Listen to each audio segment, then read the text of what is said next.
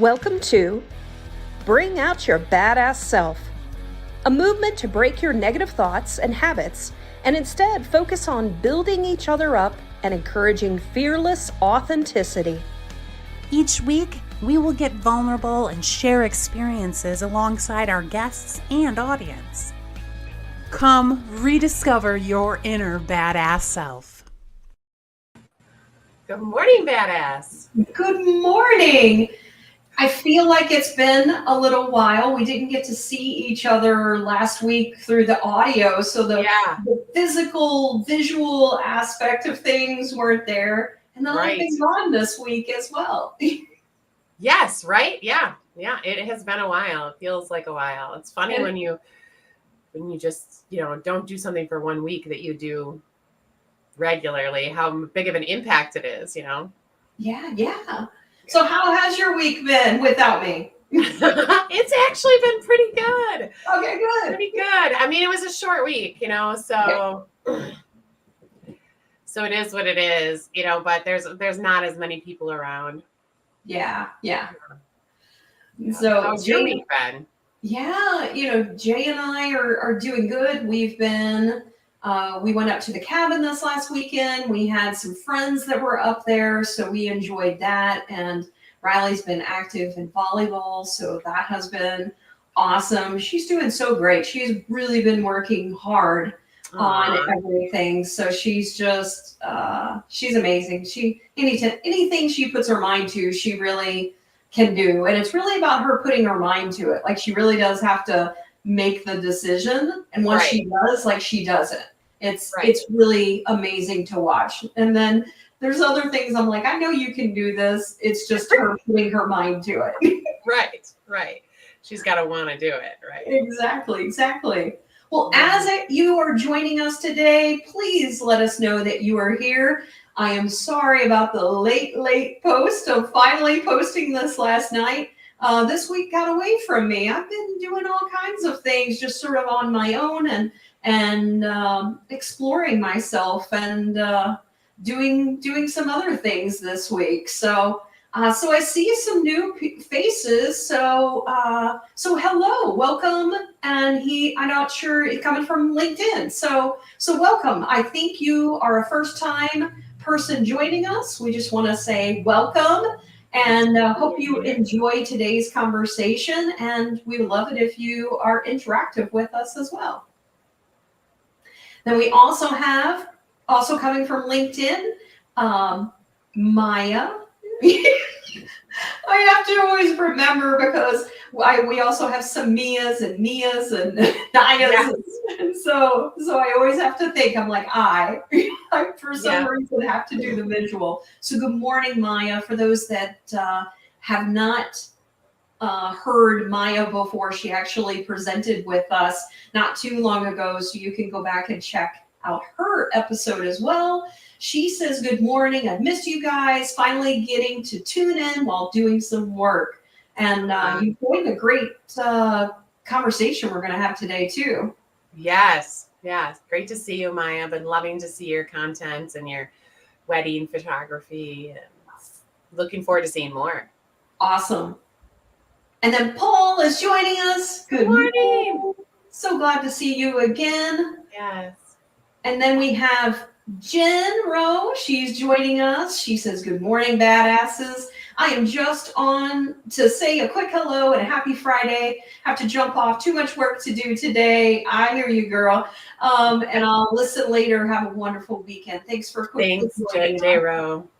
Yeah. And then Miss Kim, she says, good morning to my favorite amazing badass ladies. And so good morning, Kim. Shout out to Kim.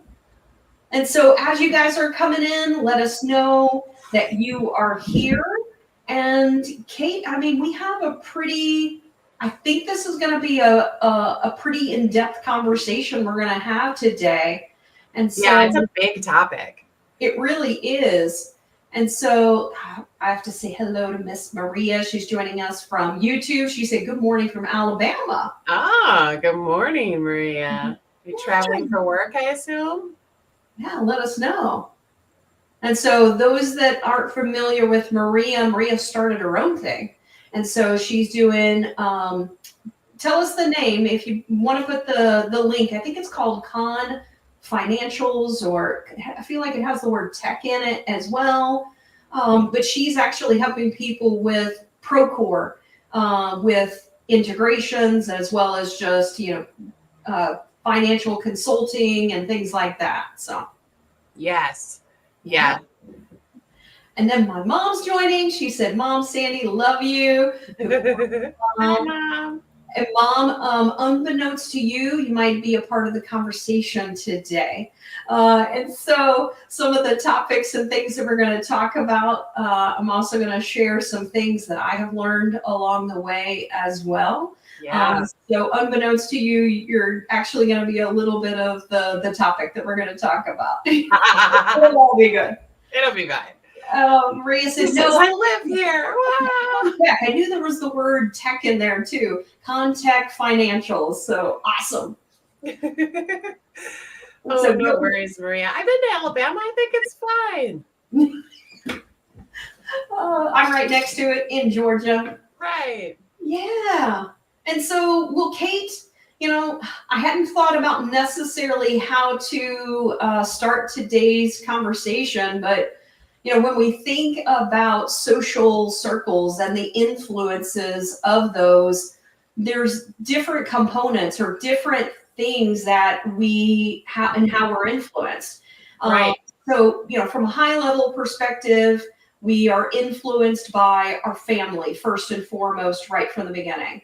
Mm-hmm. And then it's kids that we surround ourselves with. Then later on, it's still those social circles, but it then might be people that we're working with and things like that. And then it continues to evolve as we continue on. It's the relationships that we're in. And then sometimes, later on in life, by even our children. And so I wanted to maybe start with this conversation with understanding the foundation of our social circles and how it is that we're influenced. And I have a question to sort of pose to the audience. So what foundational values did you experience with your family that shaped your beliefs and behaviors?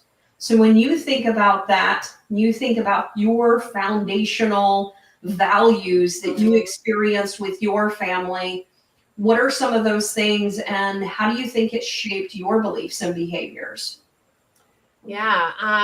As I think about it, my family, my mom and dad were very, very much into kindness and love. Like they were very, very welcoming, non-judgmental people. I mean, my dad's still alive, so I don't mean to talk about him in the past tense, but and I think just good, strong morals, like you just do right by people, and do right by yourself, and follow rules, not too carefully. Like there is still, my mom was very, very rule based, right? Mm-hmm.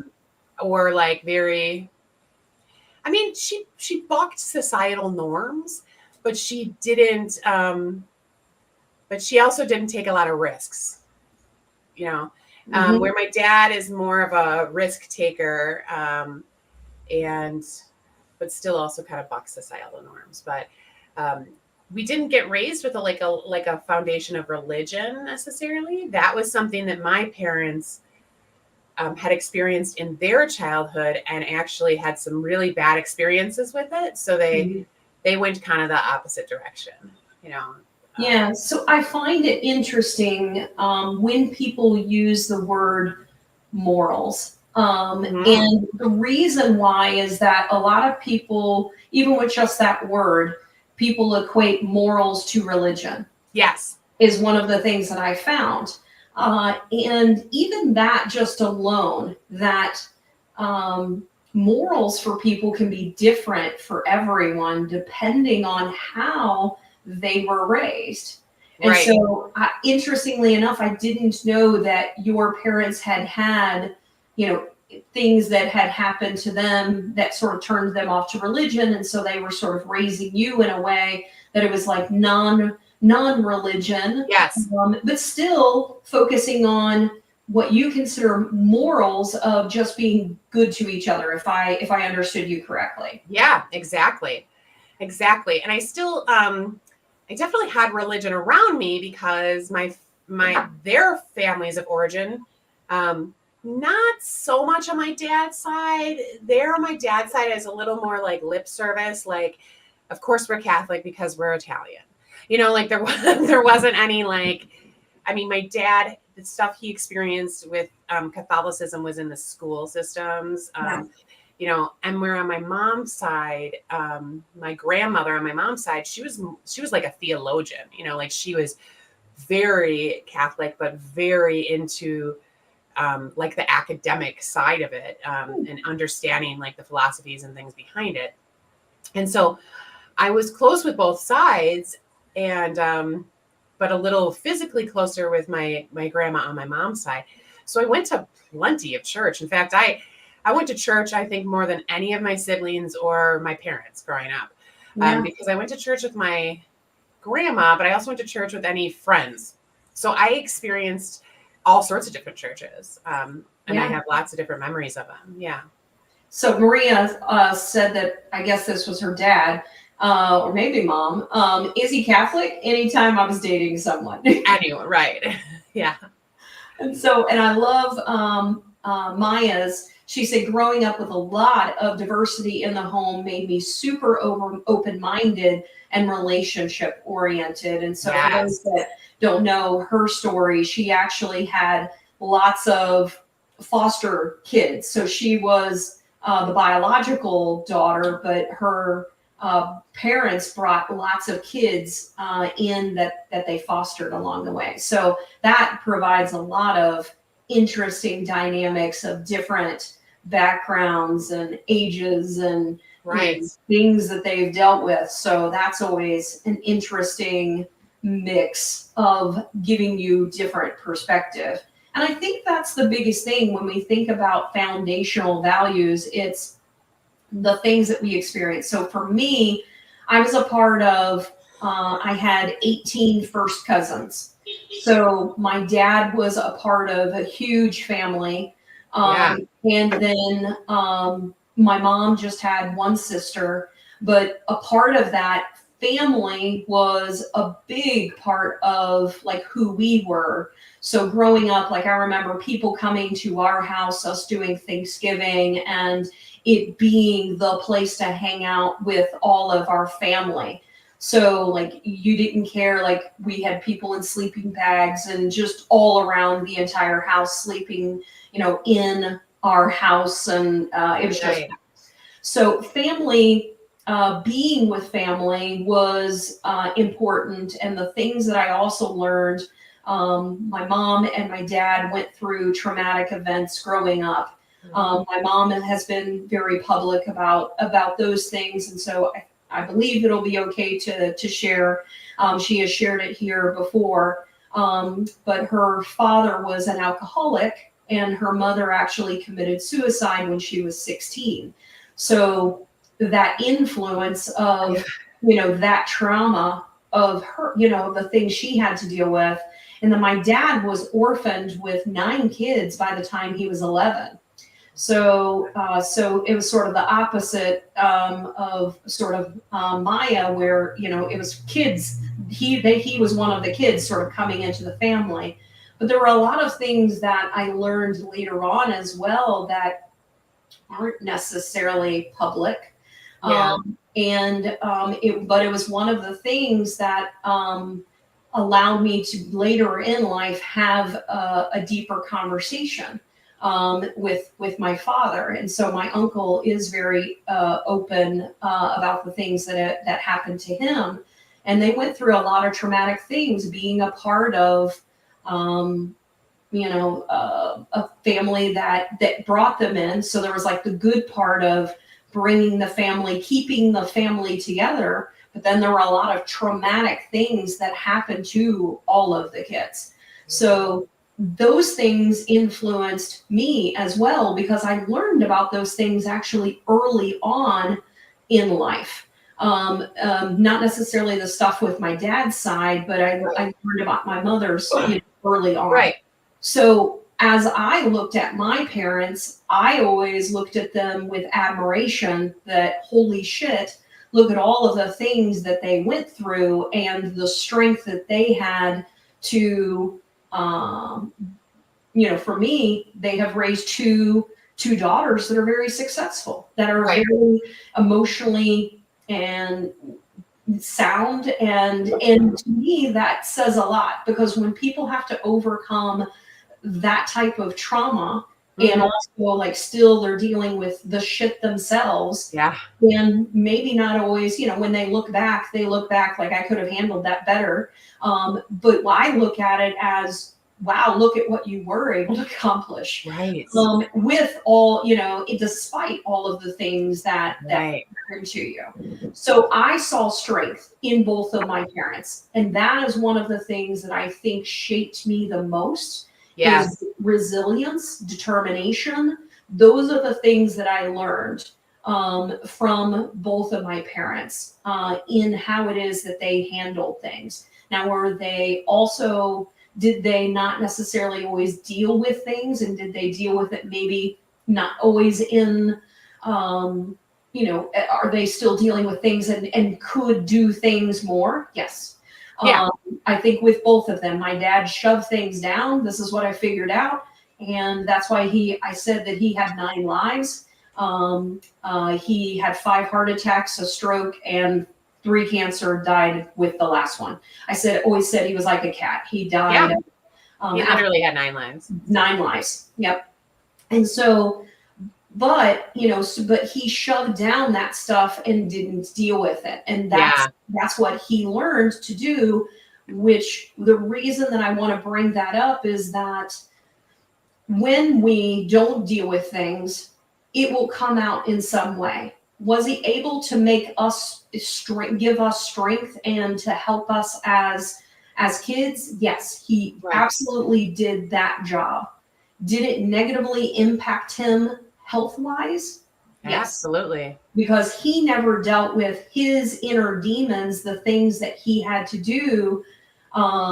It then negatively impacted him through his health, because he's holding in all of this negative energy internally. Yeah. And so for me, foundationally, there were a lot of amazing things that my parents, I think, they had to overcome. I see the things that they learned and evolved from. I'm now learning from their things.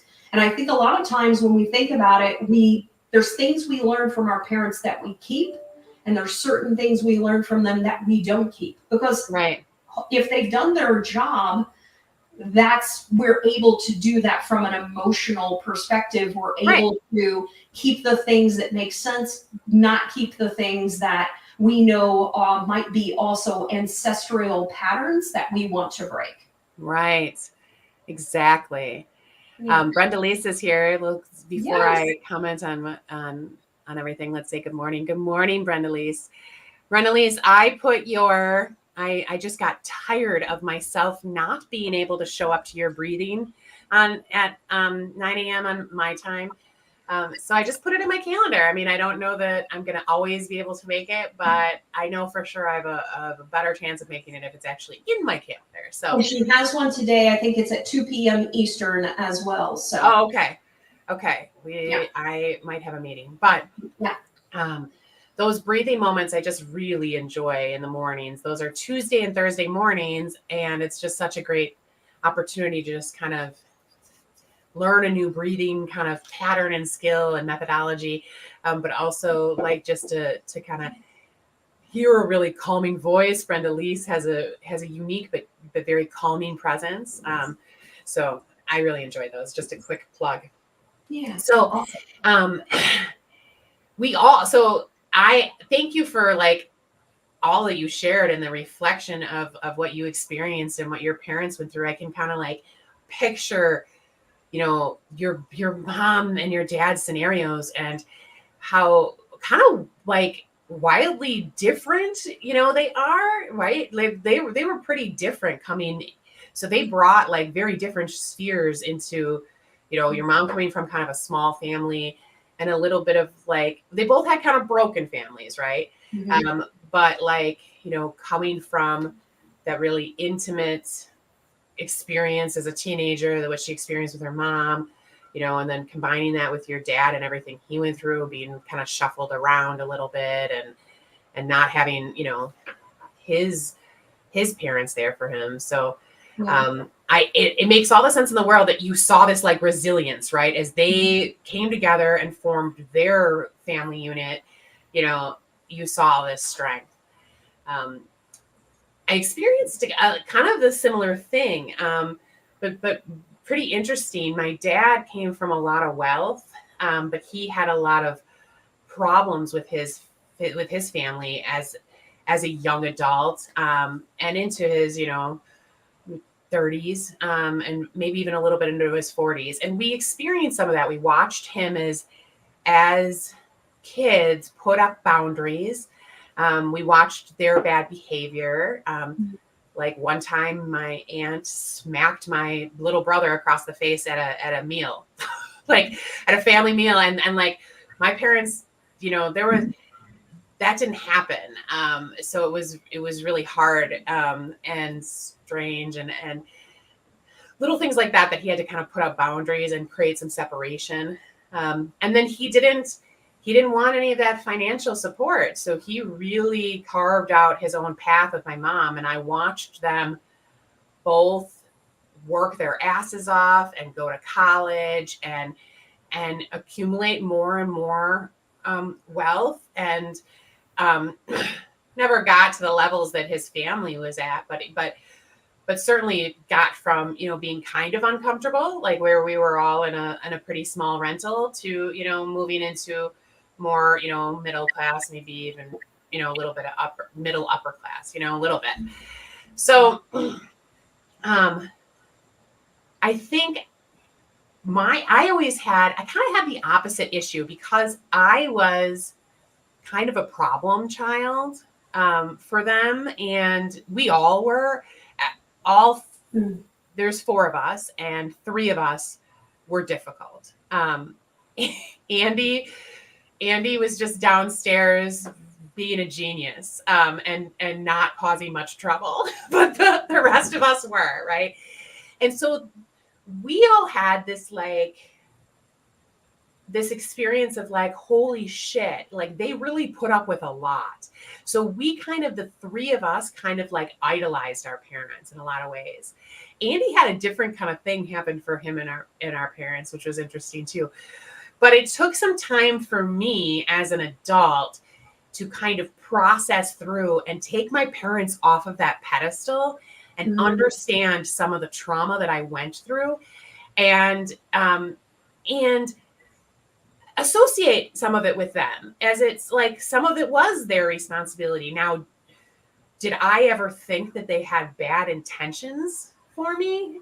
No, but to actually go through the process of analyzing and processing things that happened and humanizing my parents instead of holding them to this other, to this, they were on this like plateau for me, they could do no wrong. And shaping, so really trying to understand like, oh, okay, so all of that acting out that I did actually came from a whole bunch of trauma, that was underneath. And I started to process through, and I had to kind of take a closer look at everything. I was able, because my parents raised me, I think, with such a focus on positivity and kindness and love, I'm able to be really, really forgiving. So like, I didn't even have to go back and have conversations with my parents about some of these things. Some of it I did a little bit, but most of it was just like, I get it. Yeah. You were doing the best you can. You didn't want this for me, So I feel I feel bad for some people that aren't able to get there as fast. Not that, I mean, I kind of respect anyone's process and whatever they have to take. Yeah. But I do think it's sad when you are in a position where you're actually questioning the intentions of your family growing up. I think that's a really hard place to be. And there are a lot of people who have to do that because their parents didn't always have their best intentions in mind, whether it was, from their own trauma or mental health or whatever. Yeah.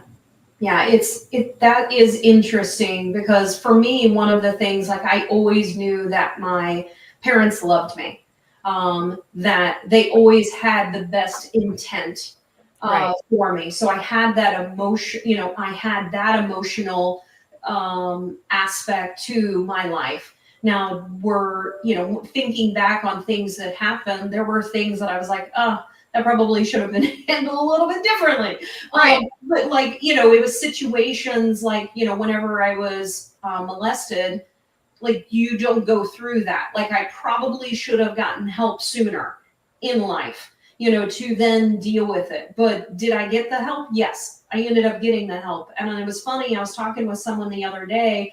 I also have actually never asked my mom that. So mom, tell me, one of the things that happened to me, I actually in 11th grade ended up going in to a 30-day treatment facility to help me with emotions. Right. And I remember the psychiatrist telling me that I needed to be put on medicine. And I was like, I looked at my mom and I was like, I don't want to be put on medicine. Like, I just need to talk with people. I don't need to be put on medicine. Right. Psychiatrist told us, well, insurance may not pay for this if she's not on medicine. And I thought that was just fucking bullshit. Yeah. That's the way things were set up. And I was always curious, I actually never asked her this. So I'm curious if they had to pay out of pocket or whether insurance actually paid for that. But I think they would have done it either way. Like, because my parents loved me and wanted the best for me, they would have been like, we're going to figure it out. Right. So for me, I always had that foundational. And I think that as parents, one of the things we have to also learn, and we also have to do as kids, is we have to, parents need to forgive themselves for the mistakes or the things that they maybe could have done differently because you did the best that you could. And kids need to realize your parents did the best that they could. And I've always looked at things of, I'm actually just amazed at how well they did with the circumstances that they came from. So, yeah. So, Mom, I know you were here. I don't know if you're hearing this, but just wanted to tell you I love you and hope you know all of that. So, Aww. Yeah. I love you too, Sandy. She said insurance paid and he was full of it. Good for, yes. I'm glad to hear that. Because I stood my ground as a 17-year-old, right? Saying, no, I'm not going to do that. And that's sort of what we're also talking about today is the influence of people. Like, here I was, a 17-year-old, understanding what it is that I needed. And I have a doctor telling me, no, this is what I need. So that is that is an influence that is happening to us, in life. So, I want to go into like a little bit further in that question. Have you ever felt the pressure to conform to the opinions or behaviors of your circle? And so those are things that can come from different places. That could come from your friends, that could come from your parents, that could come from doctors, it could come from religious figures. And so I don't know for you, Cate, but I think for me, I was always a person to question everything. I don't know why, but I questioned everything growing up. And anytime anybody told me that's just the way it is, or you just gotta believe, I was like, yeah, sorry, that doesn't compute. Like, you are. Yeah, I love that. Someone's pulling up in my driveway. Maybe it's an Amazon package. So I I can totally see you doing that. And I had a very challenging personality, and I still do as well. I detach from other people, like, and they're, like, I'm able to be really open-minded. And I think that is what a big thing that my parents taught me, is to be open-minded. And how do you be open-minded though? so I did, like, I just kind of grant everyone their ability to have their own opinion. And if they want to be convinced, I am happy to debate them. I am a debater at its core, and I love debating, right? I love that. Say that again. So if they are willing to be convinced. You're willing to be convinced. I love that. So I think I'm going to use that. Are you willing to be convinced? I love that question. Yes. And if they are, I love, to debate and to hear their ideas, and, but what I've learned over my lifetime of experience of both debating and, just being a human is that, you can't really change someone else. They have to want it, right? Yeah. So I've taken that kind of to its nth degree, right? So I think one of it, like, I learned that lesson fairly young because my brother became an alcoholic. My older brother became an alcoholic at like 16. And I was 4 years younger than him. So I started seeing that behavior at 12. And even younger, I think. Maybe that first time was 14. I don't remember, but it was young. And I can remember my mom, just the pain that she had of trying to get him to stop drinking, and what she went through trying to get him to want it, and I think learning that at a young age that, people are capable of significant, amazing change, right? As humans, we have the power to reinvent ourselves every fucking day if we want, right? Mm-hmm. But you gotta want it, and if you don't, it's not going to happen, it's just not. So the other thing I wanted to kind of mention, because I think it's really unique, and I would love, I am seeking to do this for my kids. My parents have an uncanny ability to not judge, to literally just listen, support. They expressed their opinions, but they always left room for me to make my own decision. And I never heard a "I told you so." It was very rare. And I can remember the times, and they were important to me, right? Because it was so rare. But like, I never felt like I couldn't make my own choice, and that's really rare, right? Like, even as a parent myself, I have such a hard time with that. When Oscar tells me he's drinking, and I have such, strong opinions on drinking, before the age of 25, because your brain's not done developing. I have to just kind of sit by and watch and do my best to not judge, because it's his life, right? He is an adult. That's right. Yeah.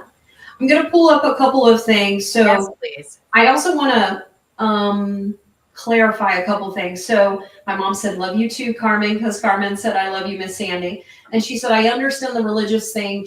Church placed some bad influences on you, and it angered me. I still have a deep love for God and his son, Jesus, but question some religions." So for me, I didn't actually feel like I got bad influences necessarily from religion. I know my sister had that experience, and I saw that. For me, it was just everything I observed. Yeah.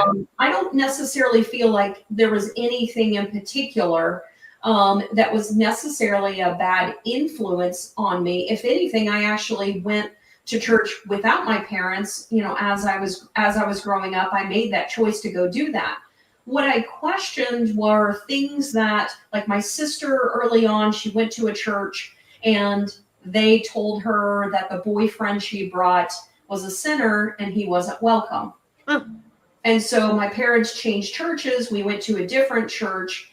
And I can tell you that I actually had a really good influence from the minister that was there. I remember going in the religion, in Baptist, religion, there were a lot of rules of things you weren't allowed to do. Dancing was one of them. Jeez. And so I remember going into the minister, and for me, when I think back on this, I think about how profound this person was in what it is he told me, and how it sort of goes beyond where I, believe today. And so I asked him, I said, I'm wanting to audition for Pom Poms, which was a dance group. And I'm like, Yeah. what, but I hear that, we, in this religion, dancing shouldn't be a part of it. And that just seems weird to me. So I just want to understand, what your thoughts are. What he said to me was, Sarah, he goes, do you feel that when you dance, you have joy? Or do you feel that that it feels negative, that it feels like bad, like you shouldn't be doing it? And I said, no, I feel joy from it. He said, the thing is that Jesus is within us. And he said, if you will know whether it is bringing you joy, that is the spirit within you. If you're feeling like this is something that probably isn't, the right thing, you will know that as well. And I think back on that, and that really, to me, is what I believe today, is that divine is within us. If we really sit and meditate and we do breathing like with Brenda Lee's, and we really take time to feel ourselves, be with nature, to have the silence, we will hear the divine, and we will hear the answers that we hear. So that influence, I loved his answer. Just because I wanted to dance, but because he actually was teaching me beyond the religion aspect of things and teaching me more spirituality in what it is he was telling me. Listen to the messages you're receiving, whether that's from your higher self, a divine spirit. I think it's both. I think they're one and the same. But what I didn't like about religion is whenever I would ask questions and they would just tell me, well, you just have to believe, or, things that, like, they didn't know how to answer it. So they were just like, all right, we're going to move on. Right. Yeah. Because I had lots of questions growing up. Right.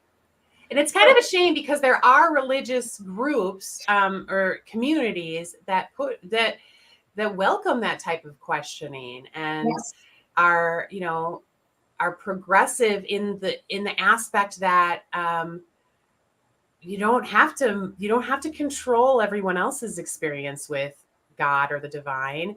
Right. You just live your life and accept where people are, and love each other. So I've been involved in church as an adult, and I think a lot of people find that surprising. But I taught Sunday school for years. And the reason why is because I was involved in a church that really truly accepted anyone wherever they were on their journey. I love that. Yes. So I could teach Sunday school, and I preferred the kindergartners, I either went from the kindergartners or to the teenage, so either end of the spectrum. Right. And, but it was, both were actively questioning everything. And it was so much fun to have these discussions and to hear their thoughts and where they're coming from. And for that to be completely okay to express, and to have, there was no pressure for me to change anyone's mind.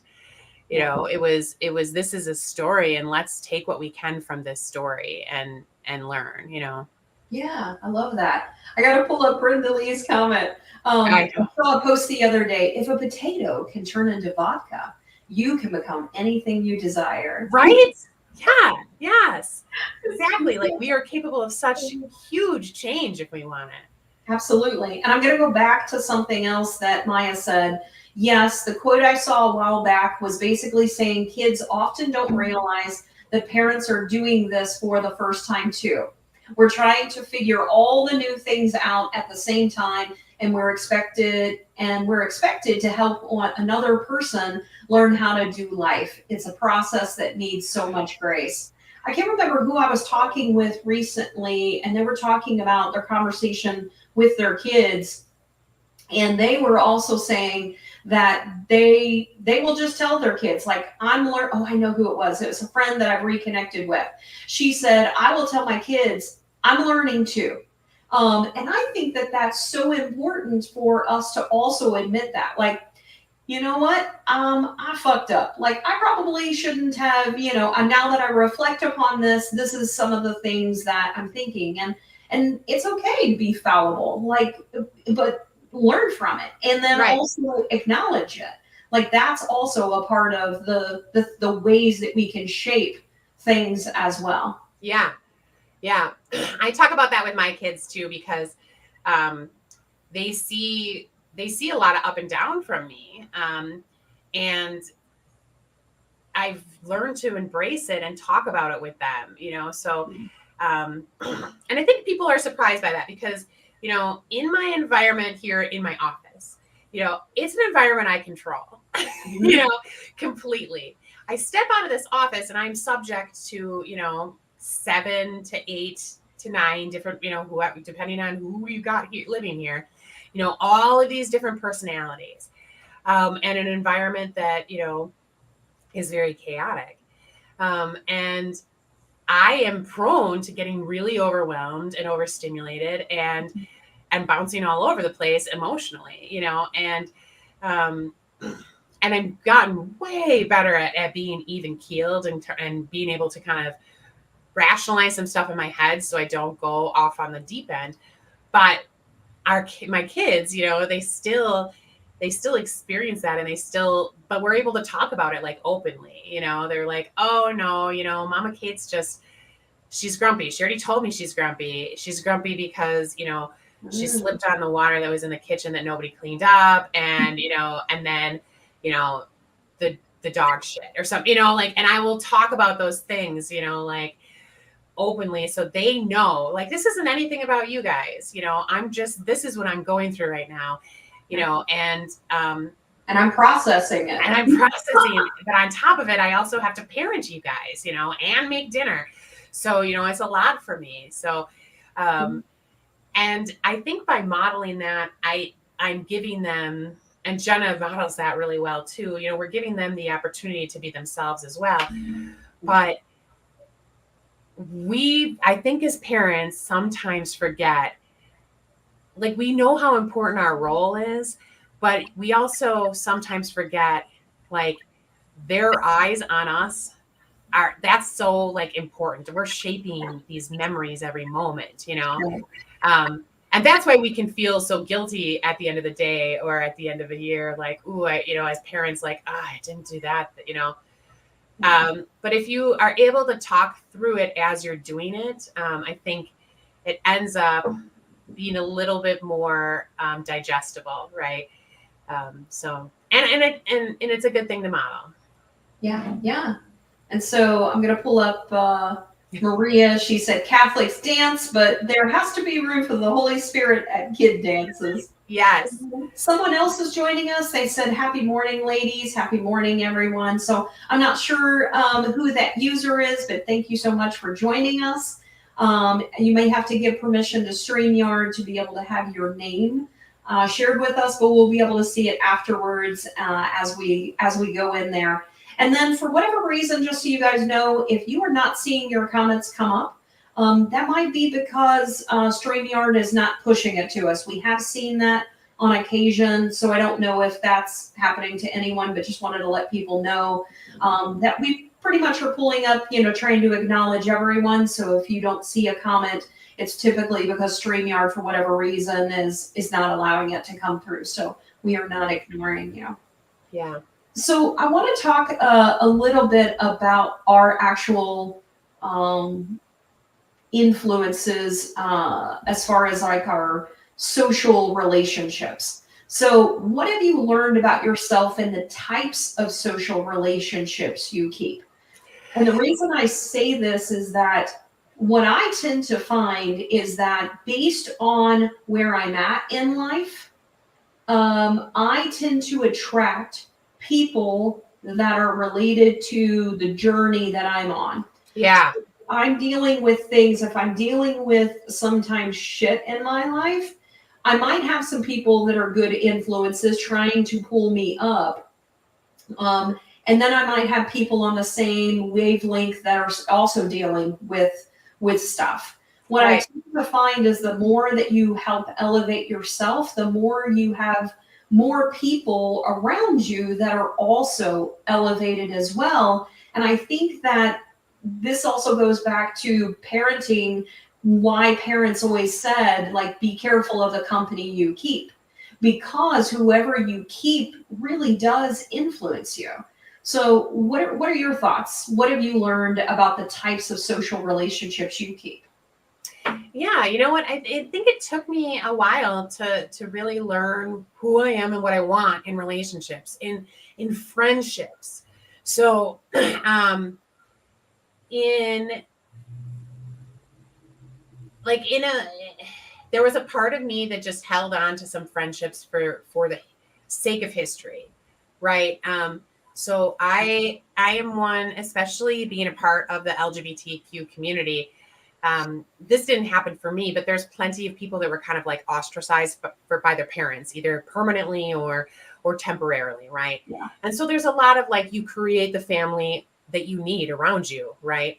Yeah. And so I have, a lot of I had a lot of friends that I was like considered family to, because of just the support and kind of like both being, in a marginalized community, right? Mm-hmm.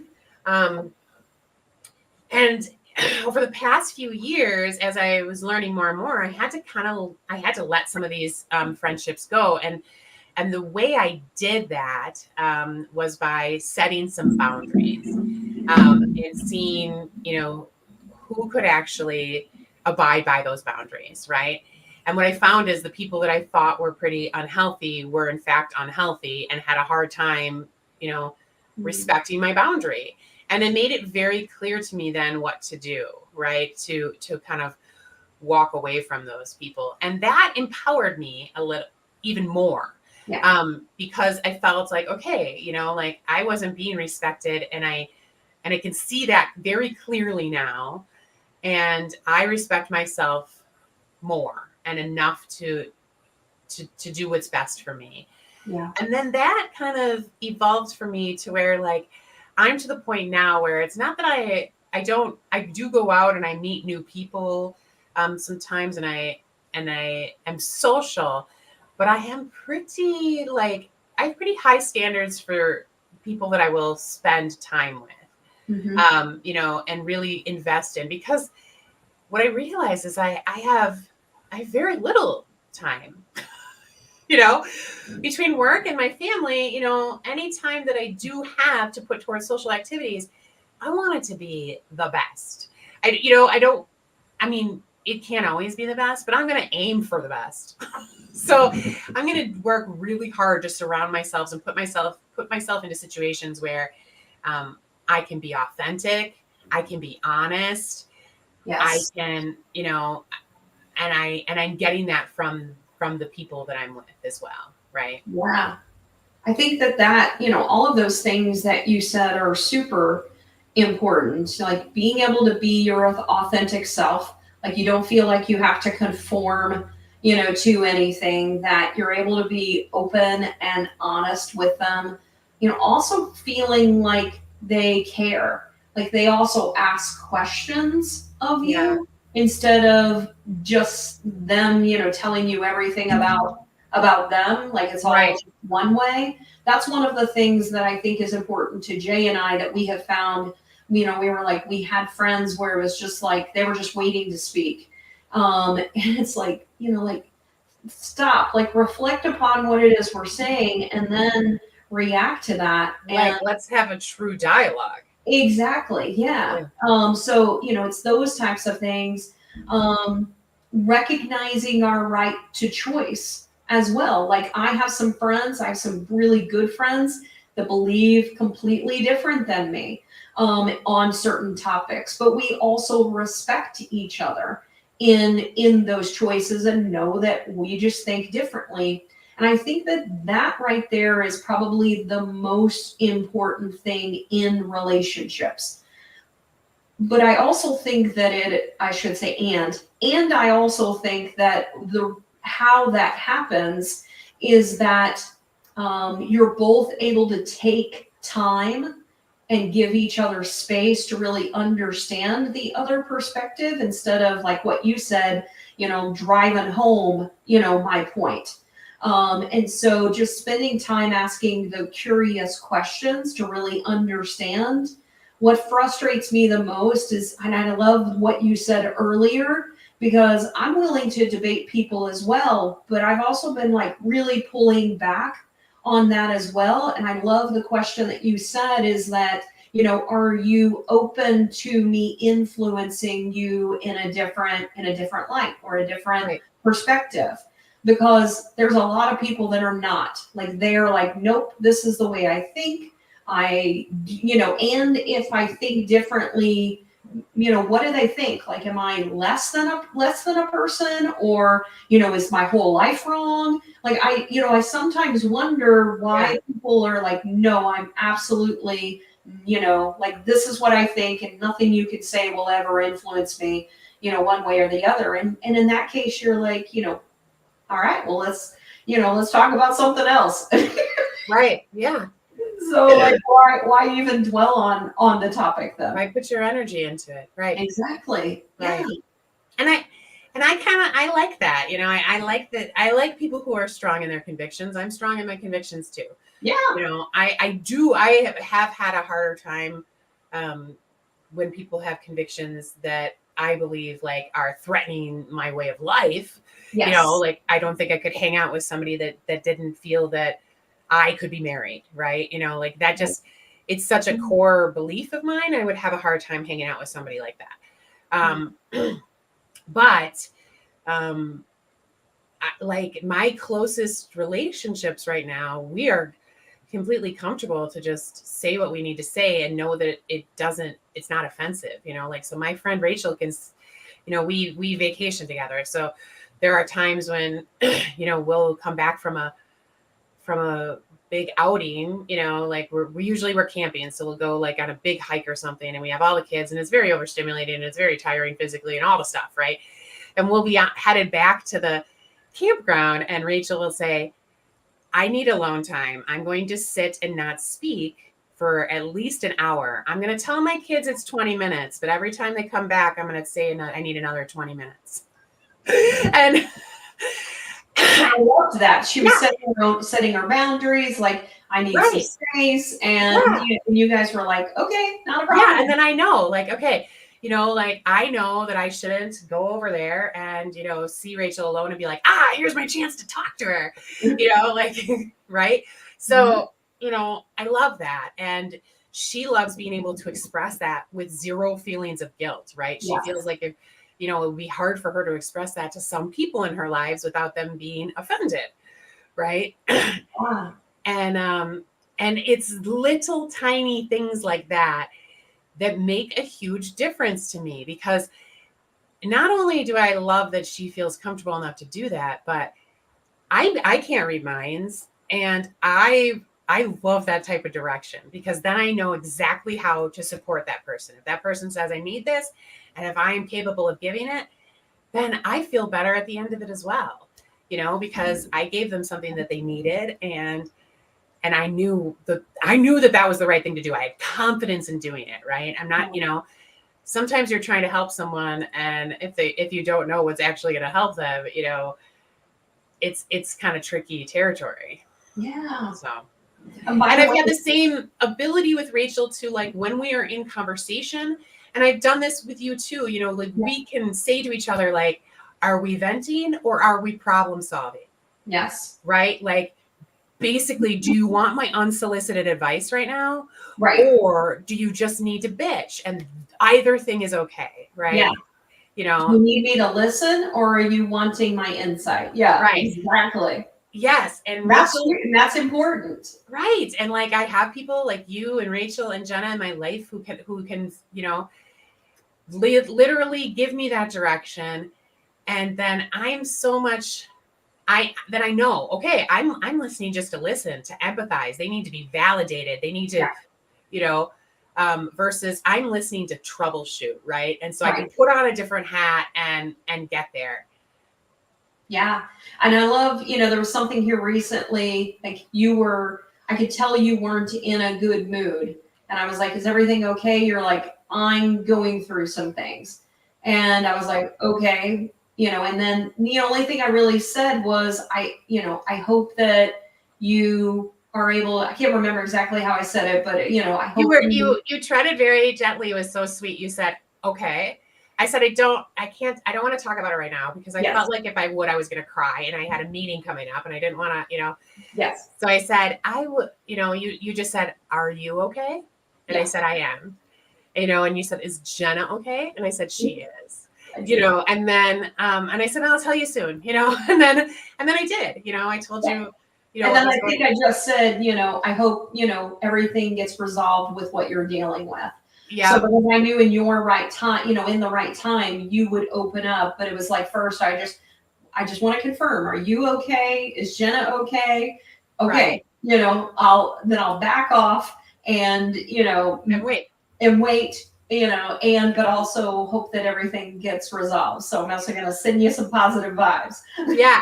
And here's the thing that I've noticed. I don't know if you've noticed this, but I do this. I've done this with like Rachel and other friends who say like, I can't talk right now. And I noticed that like the total respect, and like if I say, okay, let me know what I can do when I can do it. It doesn't take them long to open up, because I think that feeling so respected, yes, makes you feel safe, and you're like, okay, you know what, I can talk about this, or now the time is right, and I'm able to talk about this now, but picture that with, the opposite way, when you say to someone, I can't talk about it right now, and they say, why can't you talk about it right now? Do you not, what's going on? Yes. That's really bothering me. Now I'm worried, like I'm, so it's hard when you don't get faced with that, and it kind of, it closes you up a little bit more. Yeah. I think. So this is leading into my last question, and I think it's probably the most important one. What are ways we can show support to loved ones when we don't agree with their decisions or choices? Because I don't know about you guys, but a lot of times people will be like, I'm sitting there watching this person and I'm seeing them go down this path, and I know all of these things that they're about to go through, and they're going through things that I don't agree with. And so I'm going to let them know all these things because they need to not make that choice. And so I want us to stop and reflect upon, when we're told like all of these decisions, or the decision that you're making is wrong, how does it then make us feel as a friend or as another family member, or things like that? This is something that I had a mind switch with, and I won't go into details, but my mom and I had something that I felt a particular way about something, and I felt like I needed to let her know because I cared about her. What I ended up reflecting upon later on was that it wasn't my place to really say that to her. Yes, am I caring for her? Am I trying to, make sure that she, is aware of something that I may not necessarily agree with, or things like that? Yeah, you can have the best intent with things, and you can justify it however you want.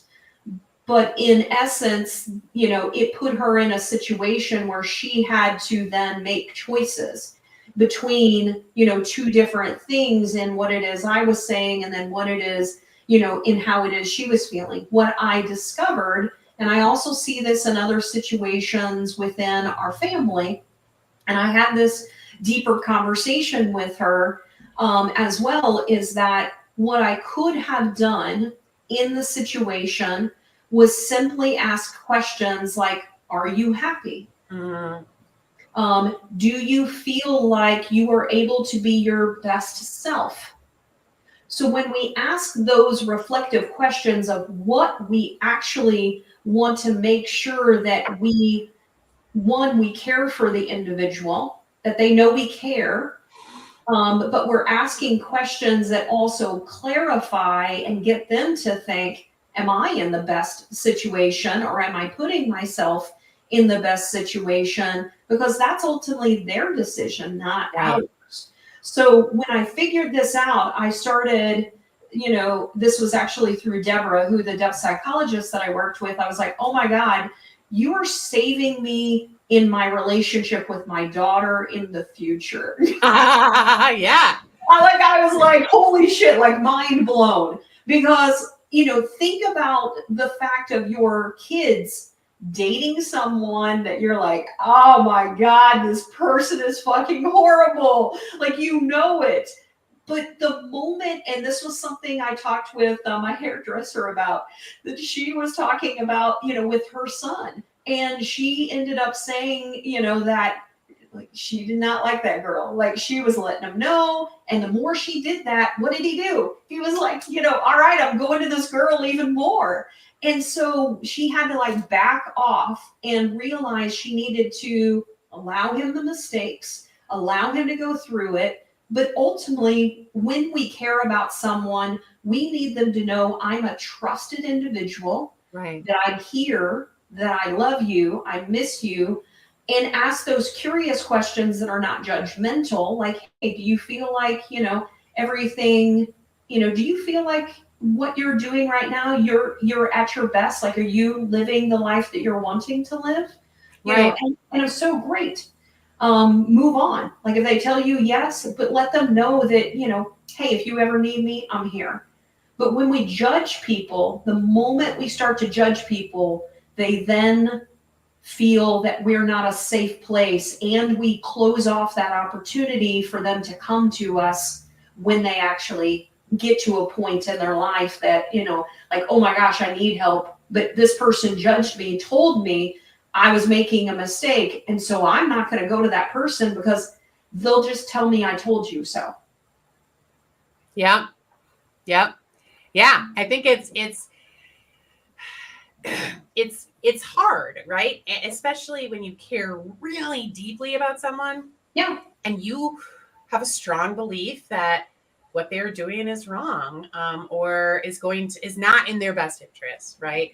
Or it could be not even that you thought it was wrong. It was just like, hey, I'm worried about you. I'm worried about this situation. I don't know if, but even just that, still judging the situation, you're just trying to alert. That in itself can still, lead people to feel that they're being judged. Oh yeah. If somebody tells me I'm worried about your ability to do this, I feel judged. I feel that's a judging statement. Like, what right do you have to be worried? What you should be is curious, and engage in a conversation, and then, respect the direction I want it to take, if it's me making the action. So, I've gotten pretty good at staying in a non-judgmental zone as a parent, I believe, and it's had its challenges, but I'm better for it, and I think my kids are better for it, even my adult kiddo. Yeah. I think we've had instances where he's had to set a boundary and I had to respect it. And the boundary is based on some miscommunication from him, or some misunderstanding, and I was able to like clear up the misunderstanding, but also respect the boundary. And it ended up being, you know, even better for us in the long run. But I think it's a fine line to walk. And if you get in the position where somebody is doing something that you just adamantly think is wrong, you may have to, you know, separate yourself from that a little bit. But if you compartmentalize and realize that you can still love and support someone even when you disagree with them, Yeah. I honestly think that's the best alternative, you know, because in the long run, they are going to do whatever they want. By the way, can you hear me? I just realized my microphone was all the way over there. Oh, Were you able to hear me the entire time? I was, but it was, but I didn't know if it was quiet because I have mine set low so that you don't hear yourself through the Was microphone. everyone able to hear me or not? I just realized this. Oh, they can totally hear you. They're commenting like crazy. Yeah. And speaking of that, we have a lot of great comments. We do. I want to pull them up. I want to finish up a little bit of a thought that you had, and then I want to pull them up. One of the other things that I have been learning is when I'm thinking about the different things that are going on in the world, I've been trying to work to stay neutral. And it is allowing me the freedom to not be emotionally charged in one way or the other. And Yeah. so I want to maybe challenge people that when you are very adamant and like it has to be this way, what can we do to be emotionally neutral in that situation? And what I mean by that is that when we allow for the freedom of both things, you know, both thoughts, and to sort of back up and say, okay, let me better understand this, what's going on. Let me just ask questions, curious questions on, you know, both sides of the houses. I think that what we tend to find is that we then start to see the commonality between things. We start to see that as long as we're focusing on like the love and Right. pushing love instead of like the hate Yeah. that's going on, so staying neutral on both sides, I've been finding a lot of peace in that. It's been an interesting thing that I've been, you know, because I'm very much a debater. It's sort of ingrained in me, but I've been going down this path of staying, you know, trying to stay neutral or asking questions. And it's been a curious thing because people expect me to debate with them. Yeah. And then I'm like, I'm just simply asking you a question. Like, you know, can you help me understand? And it's like, then some people are like, no, I don't want to, you know, like, I'm not going to go down this path. So you start to see people that are willing to have the conversation, like you said. And I think I'm going to start doing that more in like, hey, is this something you're open to having a conversation about? Or is this something like, no, there's no changing my thoughts? Because I just don't I don't want to have that type of conversation anymore. Right. Where people are like, no, it's my way, and you just don't know what the fuck you're talking about. Right. I'm trying to stay neutral. I'm trying to just understand your perspective. And it doesn't feel good. It doesn't feel good to hear that. And I'm sure it doesn't feel good to them either, you know. Yeah. But I do think, you know, being more neutral is so helpful, you know. If you got to stay kind of away from that polarization, right? So like, and I do draw the line on hate, you know, like for me, I just don't tolerate hate, you know? So I know that hate, like, especially like racism or homophobiaism, you know, like those things come from somewhere and they are part of that person's journey. But you know, that's a hard boundary for me. Yeah. But only like if they're willing to talk about it, I would totally engage and have a conversation, Yeah. but most of the time it doesn't come up in that type of context, right? Yeah. It's very rare that people say like, well, I hate Black people. Who wants to talk about it? Like, Yeah. Yeah. Yeah. yeah, Yeah. But it just doesn't happen that way. I But think one of the things I've just been trying to do is I also realize that when people hate or when people are doing things, they're just in their lowest vibration. right, it's And not the like they're only way that we full. can help them is to send them love and say, look, I'm just going to send you some love. Yeah. And I'll give you another example of this.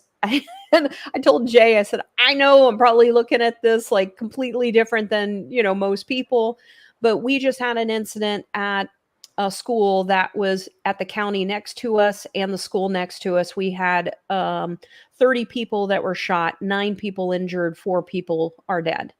And this was like very, very close to us. It was in the town next to us. And the moment that I found out about it, I had a person here that I was working with who's also a healer. And I just asked her, I said, can we take a moment? Can we like send some, loving energy to people and protective bubbles? So we actually just took a moment to send protective love to the people that nobody else would get hurt. And I actually spent time sending love to the person that actually The did the shooter. violence. Yeah. And this person surrendered, like they have arrested this person, and that's sort of unheard of. That actually happens. But for me, people were like, yes, he should be tried as an adult. Like all this hate was being thrown at him. And I'm just thinking to myself, this person said this a year ago that they wanted to do this. Why, as a society, did we not take time to really understand what this child, a year ago, 13, what this child was going through Right. to make them feel that their only option was to fucking shoot someone? Right. Like, stop and think about that. Like, we're immediately throwing hate at this person when we really should reflect upon ourselves as a society in how it is that this child felt like that was the only option for them. Right. Yeah, I agree 100%. And I don't want to And get I know into that like if we like and I I don't want to mean, get into gun debates or anything like right. that. Like, it's a simple thing that we could do to go listen to this child. Are we doing the things that we need to do to be able to put them in a place that they actually can get help and have someone listen to them? Like, that's what we have going wrong in society, is not taking a 13-year-old who is saying, I want to shoot up something a year ago, and saying, how can we help? Right. Yep. 100%. And I would invite people, our audience, if you weren't there, to go back and listen to the episode where we interviewed my friend Pardeep. Yes. He was he was a part of a mass shooting in this city. I was, in Milwaukee, in Oak Creek, which is a very close suburb of Milwaukee, and how he was able, how the cycle he went through with the shooter in terms of how, he felt about him, and how he was able to end up, being in a position where he could kind of love and forgive. Yes. That's the thing about all of this, is that we all make horrible choices. Yes. But when kids make those horrible choices, they're doing so from a place of not having a fully developed brain, and I really struggle with trying, those kids as adults. Mhm. But I also understand the pain that they've caused. So I know that it is Yep. a very hard thing to legislate and to control, at a higher level, but at its base, they all need love. The families that are the victims, the families that are part of the victims, but the shooter and his family, and they all need love too. And I think I believe that that sending that love to him could have very well been a part of why he ended up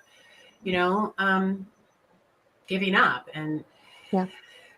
that is really, really rare. And I hope that means that there's hope for this kiddo yet. I really do. Yeah. But it's and what an emotional time. It's so emotional for all of us to continue to watch these things happen and to feel like an unsafe component in our society.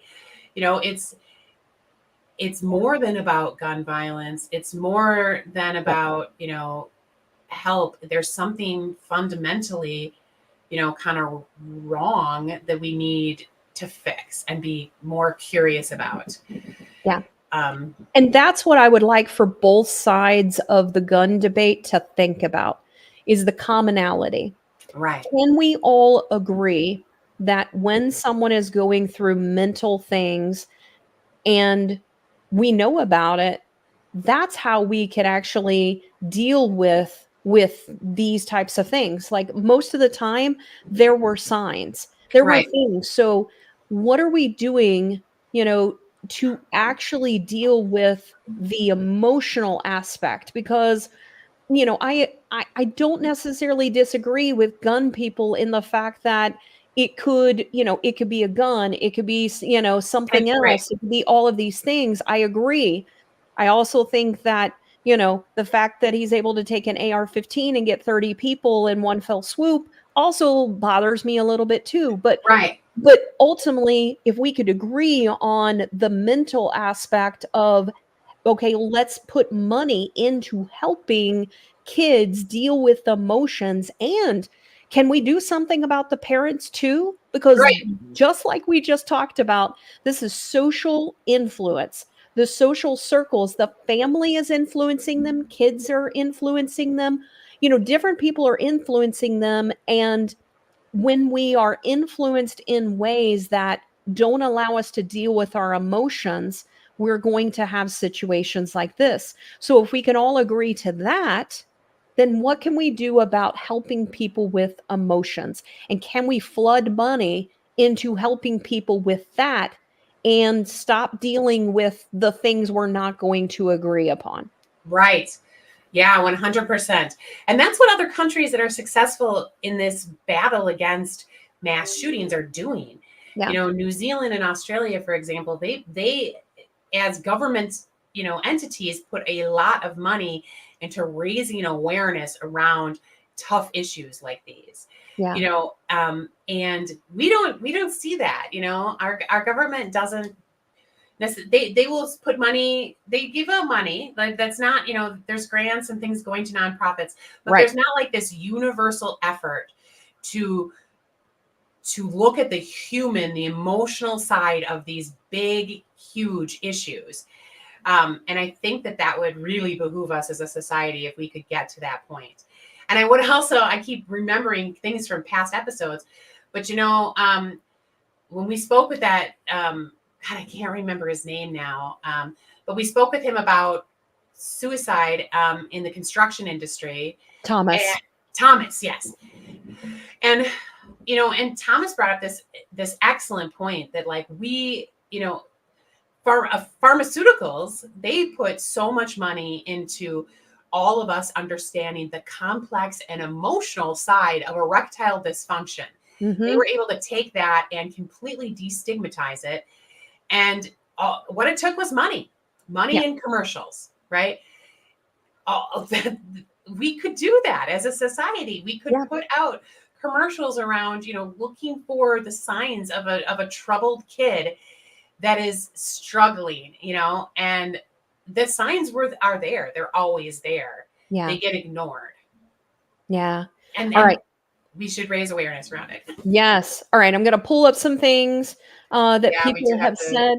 So Maria, she said that part. Cate, I think this was a little while back. Best friend recently pointed out that I don't have that ability with another caregiver person in the home, and I still do it because it means we're both alone. So I'm not sure what that might have been referencing. I think maybe it would be like modeling Ooh. for your kids and how much harder it is, maybe. But Gotcha. I would love to get a little more explanation. Maya said, Gosh darn, the kick-ass communication skills are always the win. And Maria said, I'm overstimulated and I can't talk. Yep, right now. Yes. Yes. Perfect. Yeah. Kim said, true friendship, always support and unconditional love. I love you both so much. And then Maria said, show up for them anyway, but not with your garbage bag of fear. Say it again, girl, with Yes. love only. So, can I focus on that right there? So, in this situation that we dealt with, the thing that I was like, we're not going to deal with fear. Like, yes, we can all be fearful of, are we next? What else is going to happen?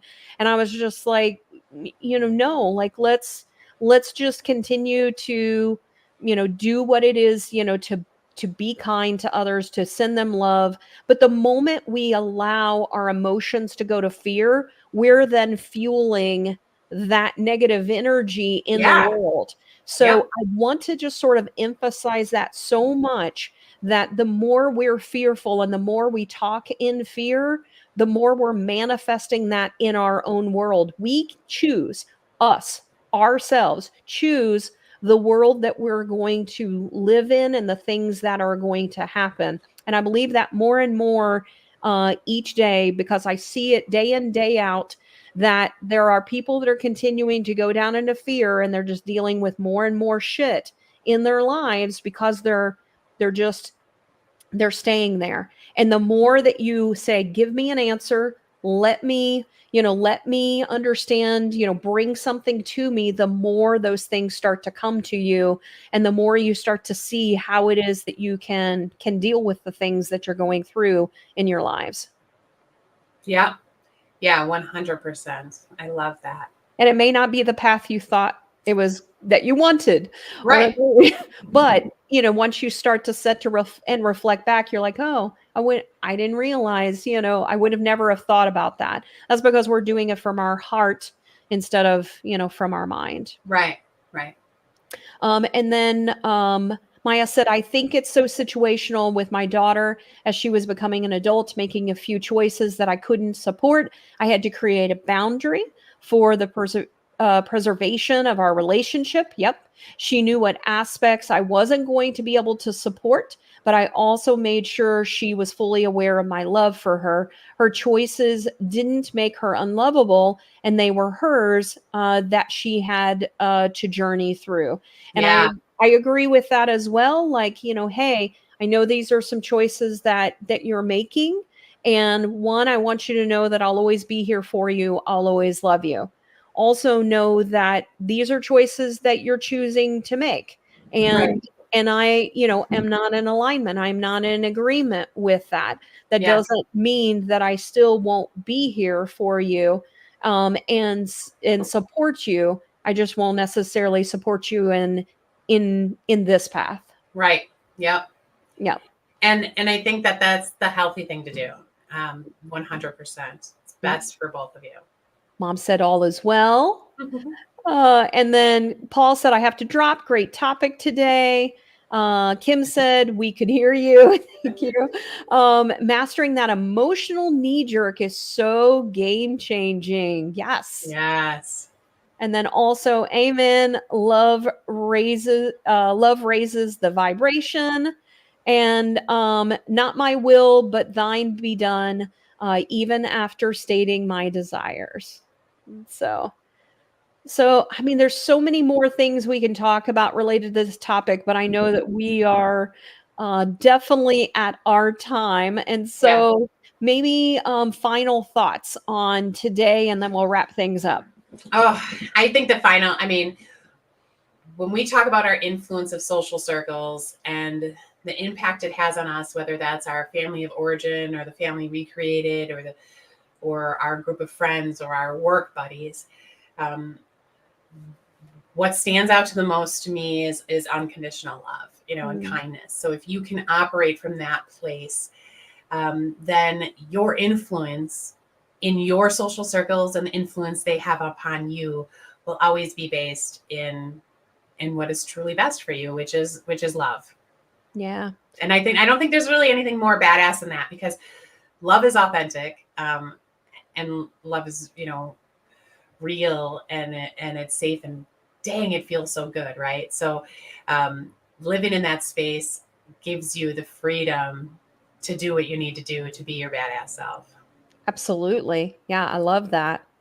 And I also think about the fact of by being mindful of our social circles and who it is that we actively seek in positive influences also can be the thing that helps to cultivate supportive environments that we live Yeah, in and also really fosters that personal growth, our resilience, and just our overall well-being. So ultimately, it's us. We choose who it is that we surround ourselves with.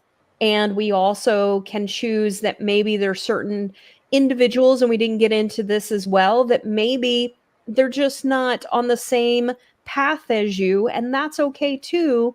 It doesn't mean you cut those individuals off, but as Maya said, it might be setting boundaries right. in what it is that you do. But I think if we recognize the power of our social influences, that really can empower individuals to make a conscious choice about the relationships and the impact those relationships have on our lives. Absolutely.